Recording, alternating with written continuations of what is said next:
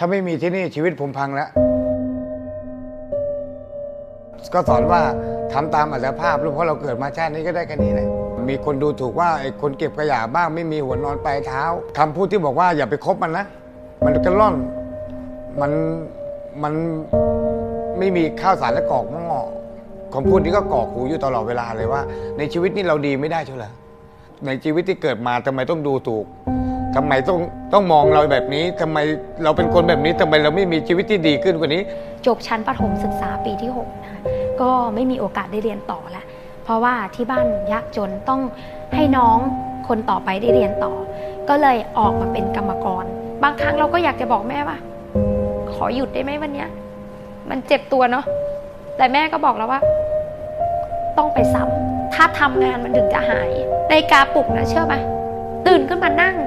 เราก็ร้องไห้ว่าทำไมแบบชีวิตเรามันต้องขนาดนี้วะ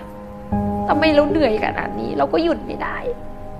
จำได้แม่นเลยมันฝังหัวตลอดเลยหนูขยันนะลูกเก็บเงินเพื่อสร้างบ้านเรานี่คือคำหนึ่งที่แม่บอก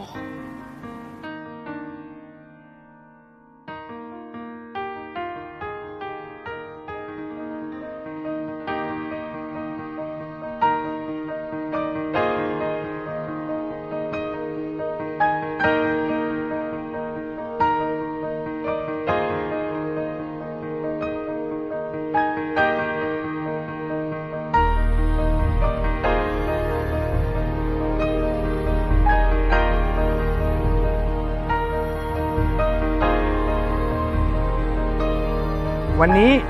ผมมีความสุขที่ประสบความสำเร็จมีชีวิตที่ดีขึ้นและได้การยอมรับจากสังคมต่อจากนี้ผมตั้งใจจะสร้างสถานที่ปฏิบัติธรรมให้สำหรับ